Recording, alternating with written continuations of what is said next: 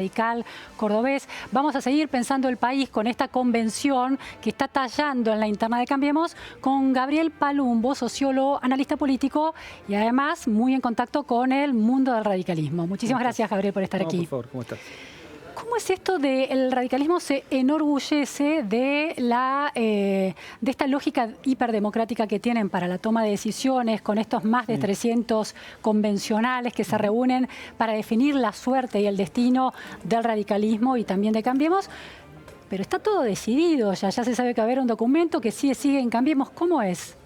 A ver, me parece que hay algo de la rutina, de la falta de rutina institucional que es muy normal en la Argentina, que hace que el radicalismo sea una excepción. En ese sentido, se ven las internas, se ven estas lógicas de las convenciones, hay mucha rutina que tiene el radicalismo, de la cual muchas veces es objeto hasta de cierta burla, ¿no? Incluso, y hasta de cierta exageración analítica a veces, que en realidad es bastante normal, debería ser normal, la verdad es que uno debería saludar que todos los partidos pudieran cumplir con esa rutina. Que no sea todo a dedo. De hecho, el radicalismo es el único partido en Argentina que hace esto. Sí. Digo, es el único. Y eso a veces queda ahí como medio opacado en función de cierto humorismo colectivo. Pero digo, hace esto, pero las grandes decisiones ya han sido tomadas previa a esta gran discusión que se está dando. La verdad es que eso me parece que tiene mucho más que ver con lógicas incluso operativas, ¿no? Imagínate si al finalización de la rueda de oradores se sientan a escribir el documento final. Digo, ahí me parece,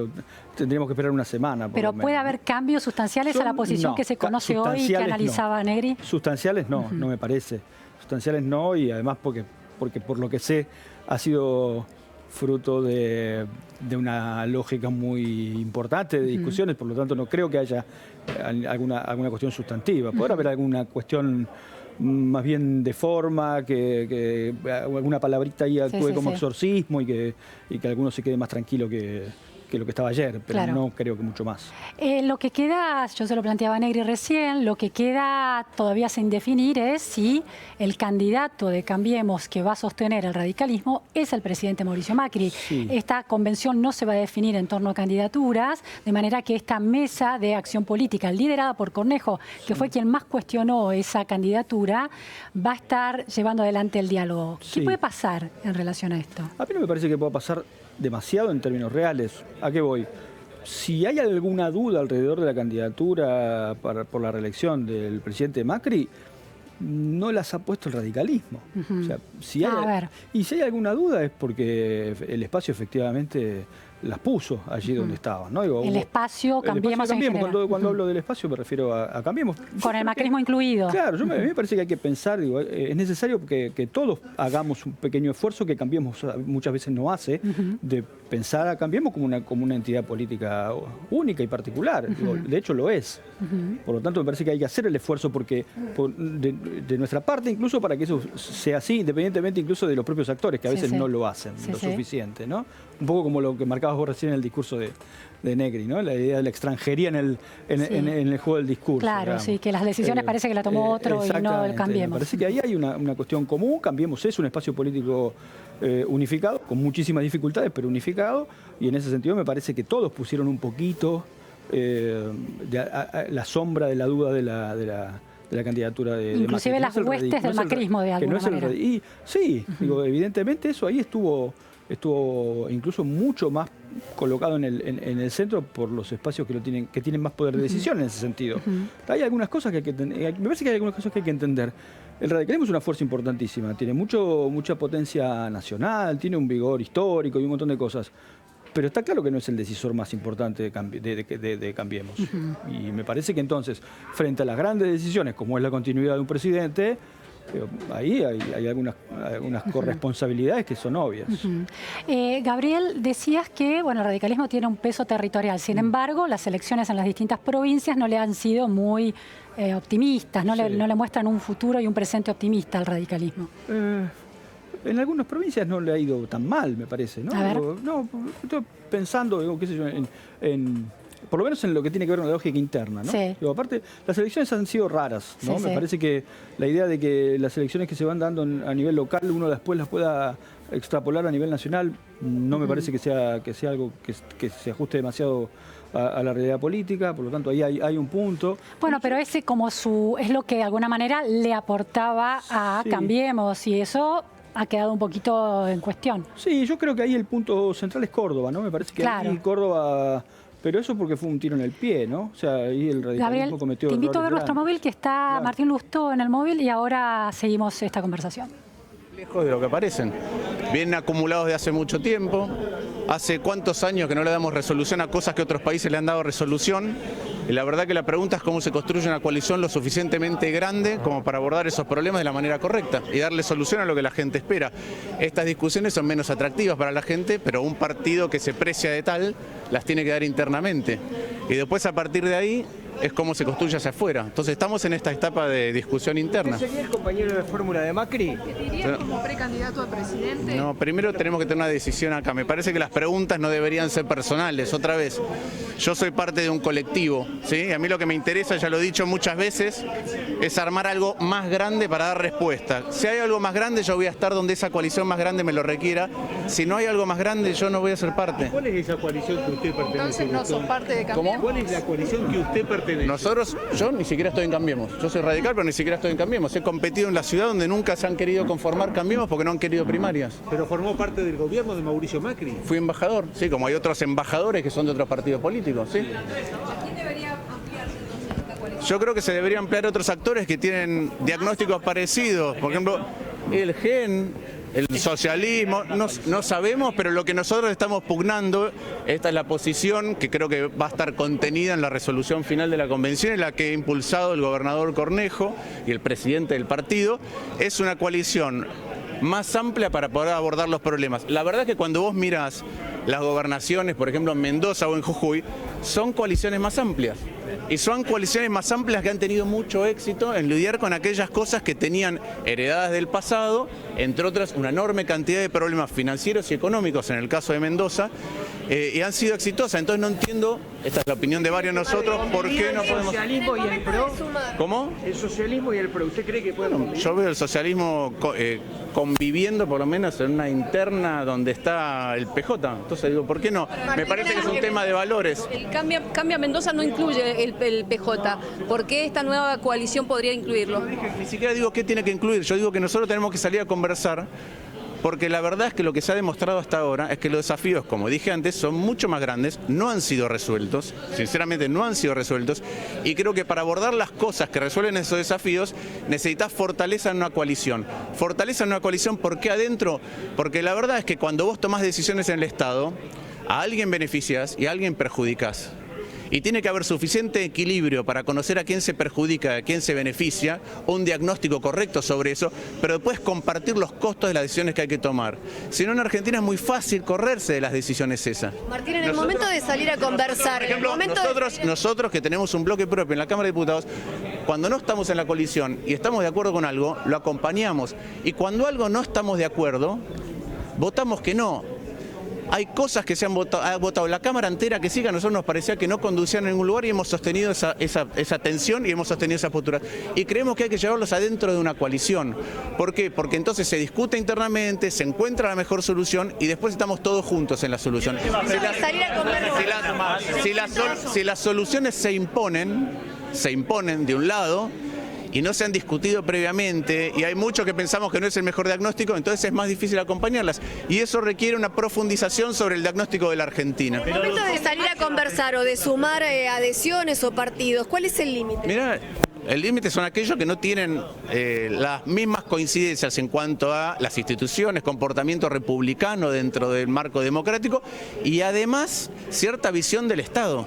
Entonces, aquellos que se quieren apropiar del Estado de una u otra manera y no coinciden, por lo menos con lo que pienso yo, lo que pensamos muchos de nosotros. ¿Se puede concebir sin paso? A ver, me parece que es muy difícil en una coalición imponer candidatos. Entonces, si uno quiere una coalición, como ocurre en todos los países del mundo en que hay coalición, hay discusiones sobre cómo se integran las fórmulas a nivel presidencial, a nivel gobernador, y cuando no hay acuerdo hay primarias. Pero esa es la lógica de cualquier coalición. Pregunten las coaliciones vecinas. Bueno, allí lo vemos y lo escuchamos a Martín Lustó desde la Convención Nacional del Radicalismo en Parque Norte, vertiendo sus conceptos ahí, rodeado por los periodistas. Estamos aquí con Gabriel Palumbo, sociólogo, analista político, vinculado con el radicalismo. Gabriel, ¿Cambiemos se puede ampliar hacia dónde? No tengo la menor idea. A mí la sensación que me da muchas veces es que esta idea de ampliación no tiene demasiado horizonte. Ajá. Pero esta idea que recién escuchábamos, ¿no? Sumamente vaga, de que aquellos que comparten valores, algún valor o que no están en contra de algún otro valor, ¿no? Siendo que además no hay, en el caso incluso de Lustó, un autoexamen, ¿no? Alrededor de su propia participación en otros procesos que claramente estarían impugnados. El kirchnerismo, por ejemplo. Si lo que él acaba de decir está, se lleva hasta un punto más fuerte. A mí me parece que esta idea de la ampliación responde mucho también a la posibilidad que hablabas vos antes de tener un documento antes de que empiece la convención. Ajá, a ver. Me parece que hay sectores que con razón seguramente están discutiendo muy fuertemente alguna tecnología de toma de decisiones, alguna lógica de toma de decisiones. De ganar las elecciones, ¿es esto? Claro, en el caso de ganar las elecciones y hacia atrás, ¿no? De un diagnóstico de lo que ha pasado en estos 4 años y una idea de lo que puede venir. Y hay algunos dentro del radicalismo que con alguna justicia, con mucha justicia, creen que hay algo de eso que debía cambiar. Eso me parece que encubre un poquito la idea de la ampliación, ¿no? La idea de ampliación es como un poquito, en alguna medida, como cierto infundir temor, digamos, porque a mí no me parece que haya demasiado espacio para... ¿Infundir temor de quién a quiénes? A mí me parece que son estrategias de presión política, ¿no? Me parece que son estrategias de presión dentro política. del radicalismo, para llegar a esta convención. Y también del radicalismo hacia sus socios principales, hacia los socios principales de la coalición. Pero el macrismo está en diálogo con Alternativa Federal, con Pichetto, se habló de que se le había ofrecido la vicepresidencia. Sí, seguramente, y además seguramente esos diálogos también responden a que no se haya tenido una respuesta muy rápida también en relación con la confrontación con otras fórmulas presidenciales que ya se van consolidando. Está claro que Cambiemos está hoy en discusión. Y la está poniendo, no es solamente el radicalismo lo que pone en discusiones a Cambiemos. ¿El radicalismo ante la crisis económica de alguna manera se empoderó para cuestionar la coalición y sin crisis no habría habido estos planteos? Yo te diría un poquito más. Sin crisis no habría habido casi elección. Ajá. Digo, si Cambiemos hubiera podido bajar a un dígito la inflación, hoy no tenés un panorama político competitivo. Claro. El radicalismo en alguna medida puede haberse envalentonado, digamos, algunas partes del radicalismo se puede haber envalentonado por eso. De todos modos, me parece una mirada mezquina, ¿no? Honestamente, no veo cómo... Primero que la asunción de este gobierno como propio los haría copartícipe de los problemas. Por lo tanto, uno podría pensar, claramente que hay alguna cuota parte superior por parte del PRO, incluso de algunos economistas del PRO, para con las decisiones económicas fundamentales. Podría pensarse así. Pero si uno forma parte de una coalición... Hay que tragarse el sapo, esto también es responsabilidad. En términos políticos, uno tiene la necesidad de hacerse cargo de eso. Claro. Yo creo que aquí el problema mayor es la falta de institucionalización. Cambiemos obstinadamente, no le interesó nunca institucionalizarse como coalición y paga el costo de esas cosas. ¿No le interesó a Cambiemos o no le interesó al macrismo y puntualmente a el jefe de gabinete Marcos Peña y la lógica de gobierno que se instaló? Yo creo que a nadie le interesó. Es probable que la falta de interés resida fundamentalmente en que hay 500 prioridades anteriores o supuestas prioridades anteriores. Y me parece que el afán de gobernar y de hacer cosas y de fijación de agenda y demás, entiendo que puede ser un problema para ponerse a pensar además procesos de institucionalización. Pero en todo caso que no sean las mismas personas. Digo, a mí me parece que aquí hay algo que queda absolutamente claro. La falta de talento y sensibilidad de todas las fuerzas políticas que forman Cambiemos para institucionalizarlo de un modo que impida estas cosas. Digo, si Cambiemos estuviera de algún modo orgánicamente rutinizado, se podrían ponderar muchísimo de los problemas. Pero eso no sucedió en esta gestión, y no sucedió por falta de talento político o por falta de voluntad política, que son dos cosas distintas. Son dos cosas distintas, pero perfectamente pueden convivir en un momento histórico. Totalmente. Creo que de hecho es así. Hoy es así. Honestamente, tampoco veo que haya un elenco suficientemente inteligente como para poder llevarlo adelante. Un elenco gobernante. Sí, un gobierno no solo gobernante, me refiero a los partidos en sí. Parece que, por ejemplo, las elecciones que ha tomado el radicalismo, por ejemplo, para poner a su presidente de partido, operan muy en una dirección contraria, por ejemplo, ¿no? A ver, sí. Podría haber tomado la decisión política muy inteligente, a mi criterio, no compartido, por cierto, de tener un presidente de partido que se ocupe efectivamente de eso, que se ocupe de trabajar en pos de la institucionalización de una fuerza. O sea, Cornejo no se ocupó de eso. Y los dos presidentes que hubo durante el ejercicio del poder, y esto no estoy hablando obviamente de las calidades ni personales ni políticas de ambos. ¿A quién te referís? A Corral y a Cornejo, son personas que tienen como principal objetivo su propia carrera política, por lo tanto no están mirando el partido como una construcción más grande. Entonces, Mendoza, la suerte del radicalismo en Mendoza está en fricción con la suerte de la coalición a nivel nacional. Pasó antes con Santa Fe. Claro. Entonces no hay una posibilidad ahí de que el radicalismo se piense a sí mismo y adentro de una coalición y que empuje un poquito algunas cosas, porque está claro que el radicalismo es más probable, por lo poco que decíamos antes, ¿no? Por lo que decíamos al principio, que sus rutinas y sus lógicas institucionales lo lleven más fácilmente a tratar de hacer esto, y el PRO tenga menos rutinización de eso, descanse más sobre liderazgos personales, sobre la idea del equipo y sobre muchas otras cosas. Gabriel, se habla también de una candidatura, de alguna manera, que sortee esta brecha que se ha instalado saltee esta brecha, la brecha entre el radicalismo y el macrismo, que sea Macri-Sanz. Es extraña, a mí me encanta. Pero a mí ¿Por qué te encanta? Me encanta porque yo creo que Sanz está dentro de los 5 mejores políticos que tiene Argentina. ¿En qué sentido? A ver. Y es un hombre sumamente inteligente, es de lo más moderno que se puede tener en un partido como el radicalismo. ¿Por qué moderno? Porque es alguien que mira el mundo, que mira que no está autocentrado, que no cree que los problemas que tiene el país y el partido sean lo principal, sino que hay cosas más, que hay cosas que lo explican, ¿no? que hay cosas que hay que contemplar. Es receptivo, es un hombre receptivo a cosas nuevas. Pero se retiró a cuarteles de invierno, no pudo convivir de alguna manera con estas desavenencias en la coalición. Sí, a mí me explicaron que eran cuestiones personales y yo las creí. No tengo nada, no hay mucho más para decir ahí. Si por motivos personales se alejó un poco de la centralidad política, sus razones tendría, ahí no hay mucho para hacerlo. Lo que analíticamente uno puede decir es que está claro que sí, que efectivamente se corrió, e incluso, avanzando un poco más, podría decirse que al principio formaba parte de una lógica y una tecnología de reuniones y demás, que creo que después se fue disipando, ¿no? Claro. Y hasta desaparecer. Se perdió. Sí. Gabriel, ¿crees en esta Argentina de la normalidad institucional, cotidiana, de la vida del ciudadano común pensando en sus asuntos particulares y no tan politizado, que instaura Cambiemos y la gestión del macrismo como la utopía, la nueva utopía? Es un sueño ese, ¿no? Yo tuve oportunidad de escribir algo sobre eso también.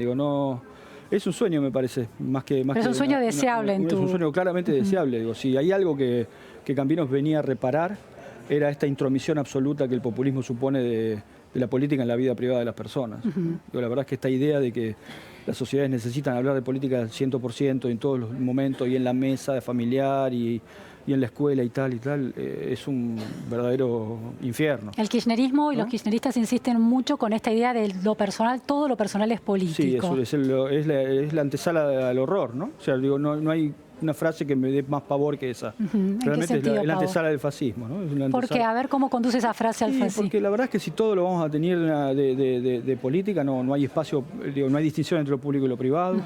Esa distinción entre lo público y lo privado ha terminado siempre históricamente mal, y en términos filosóficos es abrumadora la cantidad de bibliografía que hay para que estemos a favor de que haya una división en relación con eso. Hay un filósofo que decía, uno podría ser perfectamente un hombre público de lunes a jueves y un hombre privado de los jueves a domingo. Y sería todo mucho más feliz. Uno y el país en donde uno se mueve. La fórmula Fernández te sorprendió y te tranquiliza en términos de que estableció una discusión electoral más moderada. No creo eso. Si la moderación la va a poner Alberto Fernández, yo creo que ahí estamos en un verdadero problema en términos de normalidad de la que hablábamos recién, ¿no? Me parece que si la normalidad de Alberto Fernández es en un país anormal, no en un país normal. En virtud, incluso solo y únicamente teniendo en cuenta los propios juicios de Fernández en relación con el kirchnerismo.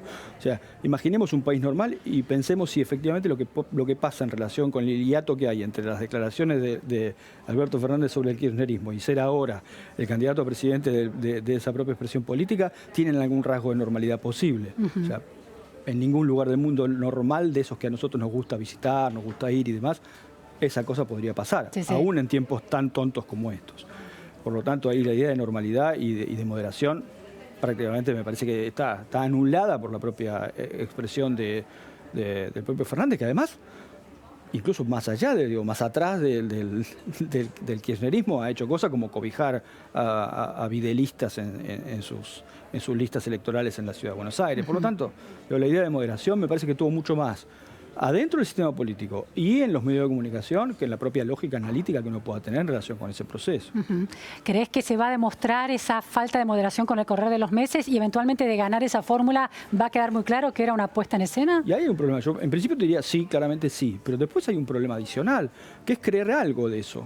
Me parece que la sociedad argentina tiene enormes pruebas de que no hay nada que se pueda creer de ese proceso.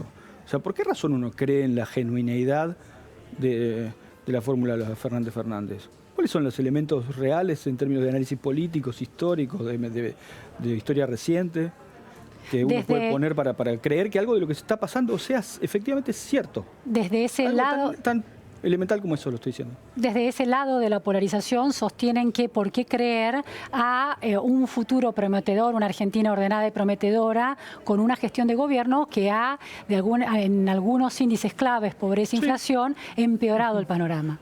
Podría compartirlo yo eso. Eso podría compartirlo en términos, digo, si hay alguien que equidistante de los dos procesos se coloca en un lugar donde dice, pues yo no puedo creer en ninguno de los dos, podría en principio empezar a contemplarlo. Creo que el tamaño de las pruebas y el tamaño de los desafíos hace que esas dos cosas no sean mensurables. Digo, esta idea de que es exactamente lo mismo el kirchnerismo que Cambiemos, porque Cambiemos no pudo básicamente remontar los indicadores económicos, es de una perversidad importante, porque no tiene absolutamente, digo, son dos cosas muy difíciles de poner en paralelo, ¿no? Y me parece que ahí hay un problema también como aun cuando uno pueda hacer críticas a Cambiemos, el peso de las realidades es muy dispar. Yo mismo creo efectivamente que Cambiemos, en todo caso, es un mal gobierno. Uno puede pensar que el de Cambiemos es un mal gobierno, como hay tantos en el mundo.